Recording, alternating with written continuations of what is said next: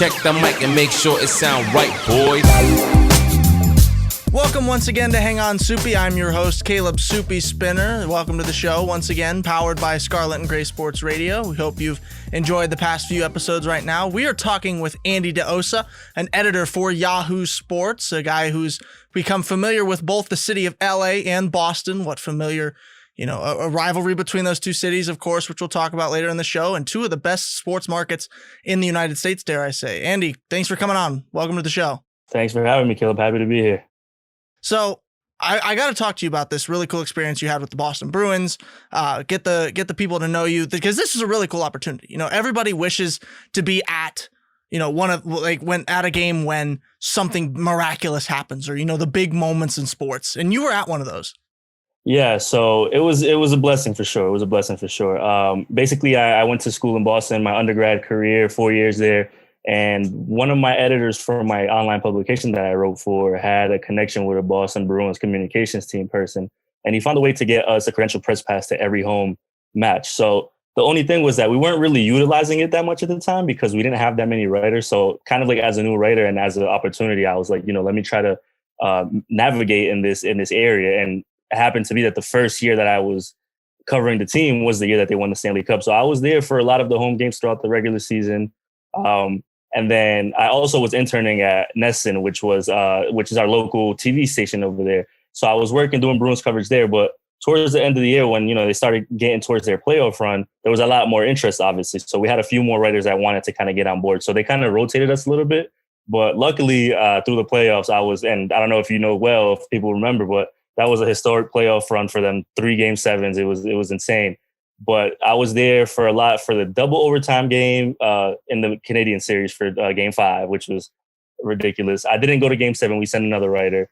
Then I was there for most of the Tampa series for Game 7 when they clinched the ticket to the Stanley Cup, and then just covering them throughout the year. Really, it was crazy because I was only in my third year of college, so that was off the rip, just a super great experience. Just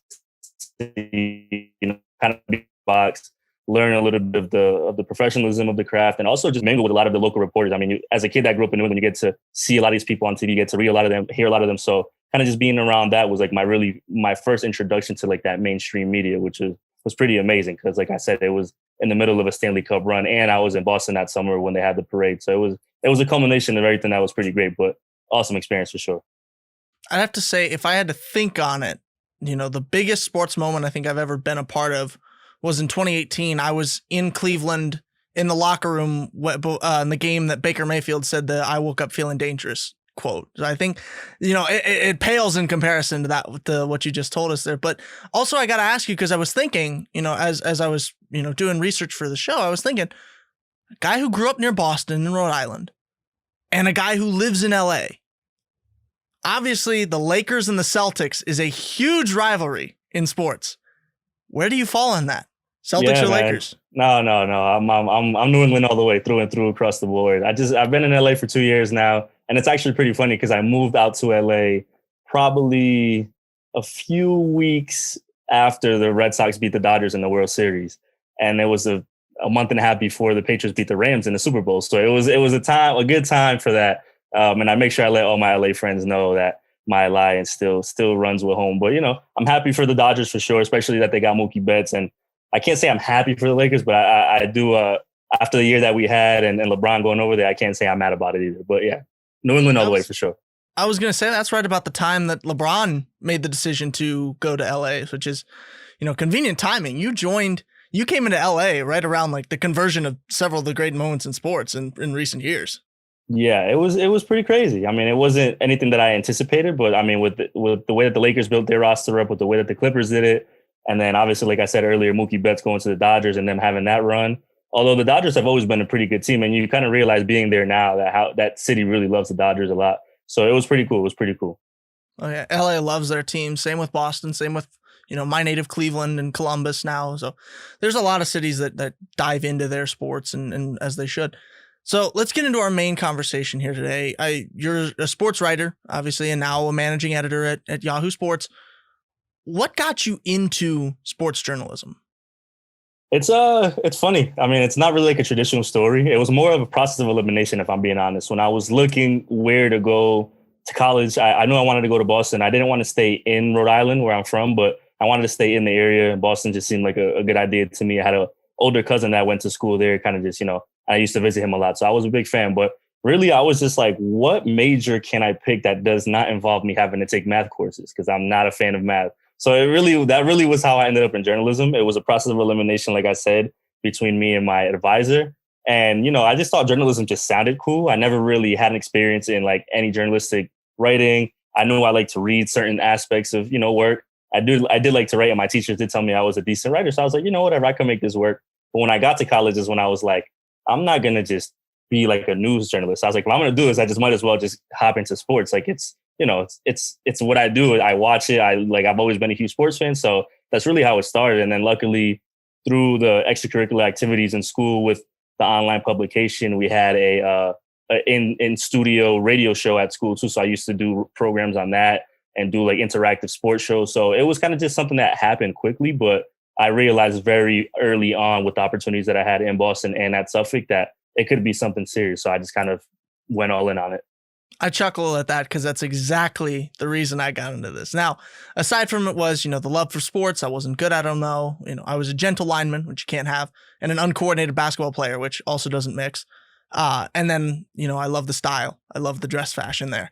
So I completely get where you're coming from. And math, no. Anything beyond basic addition and subtraction, nope. Not going to have any part of it. I'm good on that. I'm all set. I will calculate stats to do broadcast prep, but don't ask me to do anything else after that. Trigonometry, no. That's as close as I get. It's actually funny. I wrote a story last year, I believe, and it was all about numbers. And I was like, well, how did I end up here? Like, it was just a stat-filled story, but that's the only way I could relay the message I was trying to relay. And I just laughed when I put it out. I was like, this is probably one of the worst things that I've ever had an idea of doing. But the story was good nonetheless. Suffolk University, where you went to college, is located in Boston, one of the biggest sports cities in the United States. Tell me about your time in college. And, you started off the show talking about one of the opportunities you got from your time at Suffolk. So tell me about the others that you were presented with studying in the city of Boston. Amazing. I mean, you think about college towns, you think about Boston, right? Top of the list. There's just so many schools over there, so much diversity. You learn so much from being there. And as I mentioned, it's not a far away from home for me. It's really only a 45-minute drive from Pawtucket, Rhode Island, where I'm from. So, it was one of those things that it was far enough, but it was close enough. I learned a lot. And as you mentioned, a town like that, when it comes to sports, what I was doing, the market that I was in at the time. So you have to remember, like, Boston is a great sports town, but if we're talking about the past 20 years, just in its own sense, or even the past 10 years, like, you could separate that from, the past, the 80s that the Celtics had, or things like that. So, I mean, I'm talking about I just missed the Celtics championship right before I went to school, because I was in 2008. I started in 2009, but I was there for 2-3 Patriots parades, the Bruins parade, like Red Sox. So it was like, it's just everything was there happening quickly. And for that same reason, I was offered so many different opportunities to kind of navigate the journalism industry, offered, just writing gigs on the side, contributing to websites and things like that, just kind of helped build me up. And, after you get more experience, you get more confidence, you build more relationships. And it's like, it just became, like I said earlier, something that I really saw that, like, this is a feasible thing. Let's, go all in. Yeah, and that's one of the reasons as a sports journalist, that's what you look for when you go into college is, where can I get the most experience? Where can I get the most opportunities? Where can I immediately go in and start writing in your case? So it sounds like Suffolk was a perfect fit for you. And I know it was. Obviously, you're in one of the best spots you can be as a writer, the editor of a major, a major sports network there. There are a lot of sports that Boston's known for. We've mentioned, I think, the 3 biggest ones in the show already: the Boston Celtics in the NBA, the New England Patriots in the NFL, and the Boston Red Sox in the MLB. How did you get into soccer, the sport you currently edit for Yahoo? It's funny because, like I was telling you off camera, I've covered a lot of different sports. And the thing about me and soccer is I've grown up playing soccer. So I think that was probably the easiest way for me to kind of get back to it, because it's something I was, born with and part of my tradition, my culture. So it was something I always really wanted to do, but the situation never really presented itself as prominently in Boston because of all these different sports teams that are basically hogging the spotlight, for the lack of better terms. And I've always been a big fan of New England Revs over there. And, obviously international soccer and around the globe is something that people, watch a lot. But it was an opportunity that when I got to LA, it was perfect. It really, I feel like I'll probably say that a lot throughout this interview, but like a lot of things have fallen into place for me that I've been like really grateful for, that it was just a perfect situation. And covering soccer was one of those, because I'm going into an LA market where the LA Galaxy are the biggest team in MLS history, the most championships. And then you have LAFC, which is a new team in LA. So it was both angles. I got to cover both sides. I got to basically get on board with the new team that was only in their second year of existence when I started covering them. So, they wanted all the coverage as possible. They helped me out a lot. And it was just like a lot of things that interchangeable aspects that like it was perfect, and then the Galaxy went and got one of the biggest soccer players ever in Zlatan Ibrahimovic, and he was a walking headline. So anything that he said was a story and clickbait and newsworthy. So it was really just a great situation. And now I'm pretty comfortable just being there on the floor with both teams and just covering as much as I can, finding different storylines and being able to really write what I want to, which is my favorite part about it. Yeah, I was sad when he went to Milan, I think it was, right? Yep. When Zlatan went there. I liked him. But the other thing that will always have LAFC in my mind is it's owned by Will Ferrell, at least partially, right? Like he started that club, right? Yeah. And their ownership group, I think, is really incredible, because it's as LA as it could get. It's, just a bunch of celebrities, a bunch of former athletes. Magic Johnson's basically at every game. They do this Falcon tradition before the games, that there's like a falcon that flies around the stadium and a famous person brings them out. I mean, from Kareem Abdul-Jabbar to whoever else, LA legend. So it's really a LA show, as they put it. But yeah. You've got that connection to Hollywood there without even, trying, the connection to Will Ferrell and all these, Hollywood celebrities. Looking back at your college career, in 2011, you became managing editor of the Suffolk Voice, the newspaper at Suffolk University. That's a position that carries responsibility. We talked about in the first episode of Hang On Supi, the responsibilities of a good manager. And while you're a managing editor, and we talked with, two managers, sales managers, there are still those commonalities when it comes to managing people and being responsible for more work than just your own. So did you feel any pressure being thrusted into a position of responsibility during college? Yeah, most definitely. It was kind of twofold, because I knew it was a lot of responsibility, and I also knew it was responsibility that I was looking forward to taking. When I got into that role, I kind of told myself, my first 2 years, I was really aggressive with writing. I mean, I always say this, I may have not been the best writer on staff, because we had a lot of very talented people, but for damn sure I was the most consistent writer. I mean, I wrote a lot, weekly, daily, and I was pushing out content. And I think that's what kind of got me into that flow. But I told myself when I got that managing editor role that I was going to take a step back on the writing, not completely, but just take a step back and kind of let our other writers grow and let our other writers do things and pitch ideas, and not necessarily be the one that is like the go-to sports writer. I wanted to get our staff more collaborative, and that's really what I focused on. So it was a bit of a challenge, because, I love to write, and, there might be story ideas that I prefer to write about, but I was like, what, let me give this to a different writer. Let me help somebody else, do things. And as a quick nugget, like just for an example, there's one of our writers, one of my friends that was on staff at the time, that I sent him to his first Bruins game. Since we had the credential, I was like, hey man, I know you're a hockey guy. Like, what do you think about covering this game?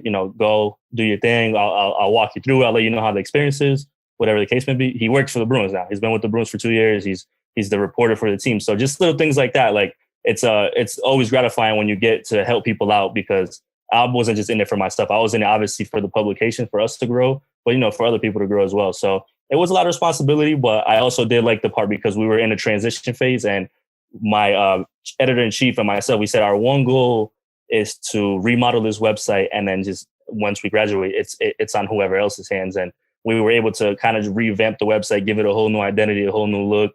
We won awards at the college. So it was kind of like our stamp of approval. Like we did a good job on this. So, I mean, like you said, it's not easy to manage people, but luckily our staff was open. It wasn't like we were like, hey, you need to write about this, you need to write about that. So we were really open with that. And I think that's what helped us kind of succeed, not just me, but the group as a whole. And that's, I think, what makes some of the best managers is people who have done it before. Alexa Miller talked about in our first episode, they have their managers, they like to have people who have carried the bag or have done the job. You were a writer, your freshman and sophomore year. So the kind of opportunities that writers are looking for, especially writers at Suffolk in Boston, in the city of Boston. So I think that's that experience of if I were still a writer, what would I want from my manager or from my editor in this case? I think that gives you a lot more of a personal relationship with these, with the people you're managing, and allows you to best serve them. Would you agree with that? 1,000%. Because at the end of the day, the way I see it is like, we're talking about a managerial level, but it's also college. Like, we're all still college students. We are still trying to navigate and juggle a lot of other facets of life. And then at that time, I was also transitioning into more responsibilities off campus with the journalism career. So it was just kind of a perfect opportunity for me to say, like, hey, this is where I'm at now. Like, you've seen the success that we've had as a group. Like, let's take advantage of this and let's do it. And I'm lucky to say that a lot of the writers that we did have, they take advantage and ended up going to great places and doing great things. So it's a beautiful thing to see. And speaking about transitions and opportunities, towards the end of your college career, you got a position with the Boston Globe. How did you get that job, and what advice would you give other college sports journalists who are looking for work after college? Yeah, it was just really honestly just something that I saw an opening, and I was like, hey, man, I think my resume is pretty good for, a young college student at the time. And I was like, let me just take a chance and see, the worst that can happen is they say no, or I don't get an interview, whatever the case may be. I did end up getting called for an interview, and I will never forget that day because I was late and I was like, oh, this is already a bad start. Relying on the train system in Boston is not the easiest thing to do. I was sweaty. It was a mess, but it was a good interview besides those factors. And it was beautiful. It was a 6-month co-op. So it was part of credits for school. So my last year, I didn't really take too many classes because that co-op was going towards the credits. But then after those 6 months were up, they kept me on board as a part-time employee. And it was great. I always say to myself, with all the short history that I have in the industry, that was my favorite experience because something different about newspaper and newspaper etiquette and writing and responsibilities, writing on deadline, writing on a word count. It's just a lot that you learn, and obviously professionalism and being in a newspaper that's one of the most known in the country, one of the biggest sports sections in the country. I just took a lot from it. It was a short year, but it was also a long year. I was on the high school beat, so I got to cover, like I told you, legitimately every high school sport. I mean, to field hockey, to wrestling competitions. So it was an experience I wish I loved it. And I think the advice I would give is really what I said to begin, like, take your chances. I think people sometimes get a little scared. They see certain positions that they might want to get, and they're like, I don't know how I'm going to do this. And like I said, the worst thing somebody could tell you is no. I always tell people there's no harm in going through the process and going through interview process, especially if you get to those points, because you could learn something from every interview, regardless if it's good or bad. I mean, I don't care if you had your best interview or your worst interview. They're always teaching experiences. So I think it's just that, man. Be confident in your work. Go in and be yourself, because obviously you're not going to want to go in and try to sell yourself on a job or on a past or history that you may not have. So, you want to really be confident. And I think that's what's going to get you there, because even though I was late, I said, well, I mean, I can't do nothing about that now. Like, that wasn't really my fault, but now I'm here. Let me sit down and really talk about, what I have to offer. And I think that's what got me to the point that I was at there. And after your time at the Globe was over, confidence, of course, got you into a job at one of the largest, if not the largest, sports journalism companies in the world, which, this is big here. So tell me about how you became an assistant editor, at ESPN. Yeah, man, that was another thing. It was just perfect timing. I actually my interview process was long, as you would probably expect for an ESPN interview process. And it was actually I was interviewing for a position there was 4 openings. And basically it wasn't really a job. It was more of like a glorified co-op, if you would say. It was a digital media associates program that they were letting 4 people get the positions. And what they would do is every 3 months you would get rotated into a new role in the company. So you would start maybe with digital, then maybe go to radio, then maybe go to ESPN Films, ESPN Magazine, and then kind of just see what you like. And the goal was for those 4 people to, once that year was over, stay on board with one of the positions and, go from there. Unfortunately, I didn't get that position, but as part of the interview process, they brought in about 20 people, and it was just a day long, like going to the ESPN campus on Bristol and just interviewing. But luckily, I think what they were really good at doing is seeing that they had a really talented pool. So they let us interview for other positions while we were there. So the position I ended up getting was not the one I interviewed for initially, but was one that I interviewed for that day. And it was just, once again, going through the process and just basically talking to people all day. And for that one, I definitely felt confident. When I left there, I was like, if I don't get a job offer after this, like, I just spent a whole day here, talking to everybody about a whole bunch of different things. And that was after, the 3-4 phone interviews that I did just to get to that point. So that was really cool because it was a good experience being there, obviously getting to know the people that, that were in that group, that panel of applicants. And I think, if I'm not mistaken, like 7, besides the 4 people, I think it was like 7 of us altogether, maybe 8 that got jobs from that pool. So it was cool because, you would see each other on campus, and they still kept us kind of close as a group. Even though we weren't the digital media associates, we still kind of kept close as a group. So that was pretty nice.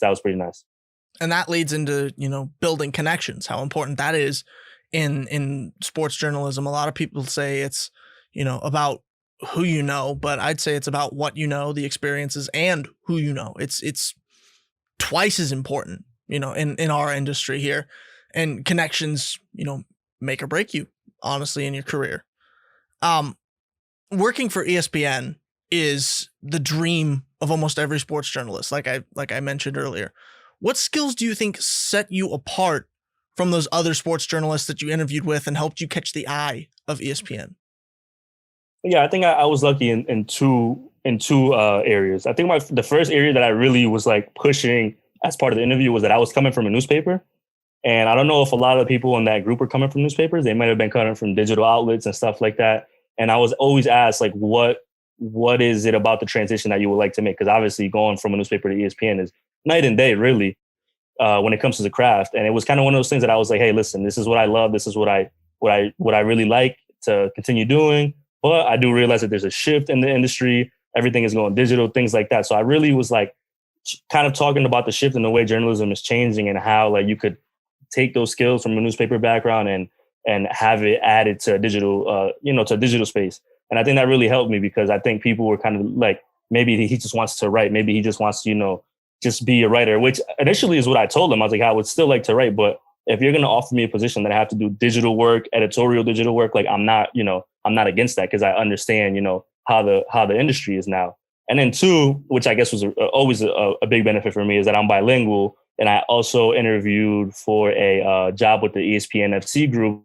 And I actually ended up turning that one down and taking the other one. But that was because it was more of a soccer thing. And we kind of connected to the, you could help the ESPN Deportes side, and you could also help the ESPN domestic side. So those 2 things really help because, obviously when you have things like companies like that and situations like that, anybody that could help with, translations, obviously with so many Hispanic players in all sports, specifically in baseball, things like that are really beneficial. And even though I didn't take the ESPN Deportes, ESPN FC side, like I still helped them out a lot throughout my time there. I still did a lot of, translating work for people. I still helped my ESPN.com side the same way. So, I think those 2 things really helped me out the most. And then, not, as you mentioned, you come with a background from being able to cover a Stanley Cup run. You come from a background from being in a city like Boston, a newspaper like that. Like those things kind of speak for themselves. But once again, going back to that interview, I guess etiquette, you have to go in there and be confident in your own sense. So it was a culmination of things. But once again, I think it was just everything was aligned perfectly for me, thankfully.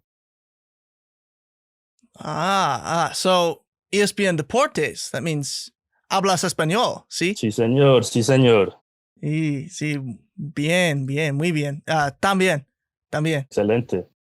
Not as good as you, of course, but actually just got back from my intensive Spanish class. So there you go. Nice. That's a fun thing. It's interesting. It's an interesting skill.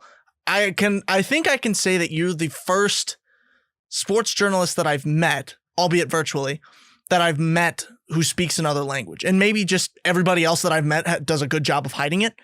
But that's something that, going through high school, taking Spanish classes, that was something that had occurred to my head is, do I turn this into, a job going to Spain and talking about stuff and going to, some of these other Spanish speaking countries, and that opens doors for you. 100%. And, it's something that you don't know when it's going to arise. You don't know, like you said, maybe people do have other, talents or other bilingual capacities, but maybe they don't talk about it until the situation arises. We'll talk about this a little later, probably an interview, but I've done full interviews in Spanish, like not one word of English, really? and then just transcribed it on the fly in English and then written a story in English completely. So it's like those things, and especially in a city like Los Angeles, where it's basically like being in a Latin American country when it comes to the Spanish population. It's something that definitely is helpful as all can be.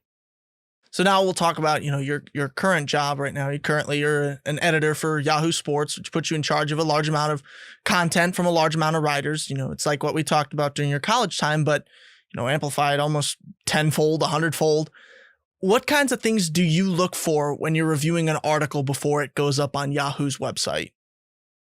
Yeah, it's a process. It's definitely, something that, obviously you're scanning first and foremost for mistake and flow and things like that. But I think one of the things I really like about us is that our main editor is a journalistic guy. He comes from a newspaper background in San Antonio. So it's something that we basically are really into the craft of really honing in on being like journalistic and letting people tell the stories that they want. We're not really a group that's like, hey, we need to write this. We're more so it's like, hey, what do you really want to write? What could we really make a different story? So I think that we really try to capture that essence in everything that we do.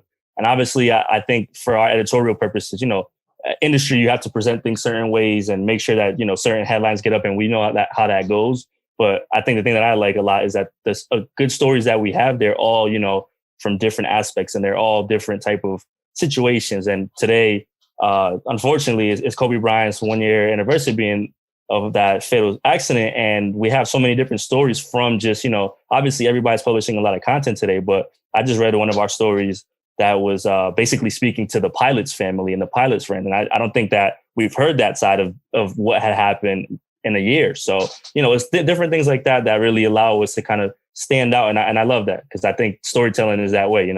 I tell people that are in the industry growing and still in it, like we could all go to the same game and all have completely different stories. And I think that's what makes a good story. So I think that's really what I look for the most is how could we make this stand out? I'm not into the notion of like, hey, they wrote this, let's present it as this. I want them to get their message out and I want us to relay that when we get it up on the website and publish it on, social media and on the app and whatever the case may be. Not regurgitating the same information, the same take that, 90 other networks and 90 other writers have before you, right? You gotta be different. And that's an aspect of journalism. I'm early in my career here at Ohio State, but that's something that, is taught day one is find your angle, set yourself apart. Because sure, there are some people who say the same things as others, but they say it in a way that gets them more popular. So like they say it with, more energy or they yell it like Stephen A. Smith does. And that's great. But, the way that you really set yourself apart is you look at this and you see, I've heard it described to me as this big ball of yarn as you get every sporting event, every free agency signing is this big ball of yarn. And it's a journalist's job to see how many different threads you can pull from that ball of yarn and then run with that. Can I look at the Monday Night Football game that the Browns had against the Ravens, and can I pull how clutch Baker was in late game situations, how important Lamar Jackson is, how important the tight ends are for the Baltimore Ravens now? What all can I take from this event or this game? And I think that's something that, I'm glad you touched on because that is such an important part of the sports journalism profession. I won't be able to speak to this because I'm not as much of a soccer fan as I probably should be living in Columbus with the MLS champs. But in your last article for Yahoo, you talked about Javier Hernandez being one of the things that's keeping the LA Galaxy from success. So for my soccer fans out there, how big of an impact do you think the improvement of Hernandez would have on the team? And what do you think are some of the other issues that are keeping the Galaxy from success?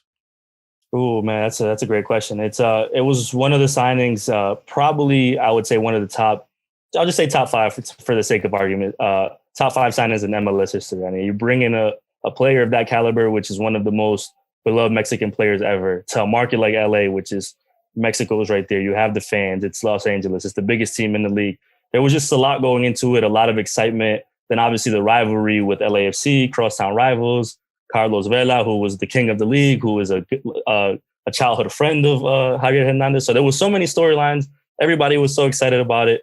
Obviously the year didn't go as planned with the pandemic, but there were still games and he was terrible. So I think just flat out throughout the year, I was waiting for the right opportunity to just cover that moment and kind of relay that message. But it's I think it was just nothing went well for them. I think there was the coach has since been fired. There was I think an identity issue with the team. They weren't just meshing well. And I think they were trying to replace Zlatan Ibrahimovic's void with somebody that is not able to do the same type of work that he was. So I think that was the main issue there. And, I think he's still a really solid player. He's on the older side now, but that in soccer terms doesn't really mean too much if they're able to play through him. They have a new coach now who knows the LA Galaxy history, who played in the LA Galaxy, who's been one of the better coaches in MLS past few years. He was up in Toronto, Greg Vanney. So I think with him there, with them trying to kind of revamp that style, that identity, I think he'll obviously, I don't think he could have a worse year than he did last year. So I think this year will obviously be better for them. But yeah, I think the way that they signed him, the way that they went after him, the amount of money they gave him, I don't want to say stuck because it sounds like a bad word, but that's basically what they are right now. So they need to make the best of him being there and of his experience. So I'm actually looking forward to this year because it could be a complete turnaround. And, as a lot of players doing across the board in sports, like when you have a situation like that, you kind of go on a little bit of a revenge tour. And this could be a year that he's like, you know what, I have a lot more to prove than I did last year when I first got here. So let's get to it. So it'll be fun. It'll be fun to follow for sure there. But it's the Galaxy, man. I think that there's a lot of pressure there, regardless of who's playing, because of the history that they have. So they're definitely hoping to get back to that. So if they can, it'll be fun to cover. And if they can't, it'll also be fun to cover. As a Browns fan this year, I'm no stranger to surprise comebacks and switches on a dime. So I'm hoping that the LA Galaxy go through the same thing for your sake. So you have a lot to write about and some good games that you get to go to. Maybe even MLS championship ? Maybe that's too quick of a turnaround for that, but we'll see. But I hope you get to get some good experiences from this season. Andy, gracias por ver en el show. I think I said that right. Thanks for coming on the show today. It was a pleasure talking with you, and I hope we stay in touch. Muchas gracias a usted, hermano. I appreciate it. Anything you need from me, man, I'm here. So thanks for having me again. I appreciate. Once again, I never get to use my Spanish, so I'm glad you're able to understand it. There you go.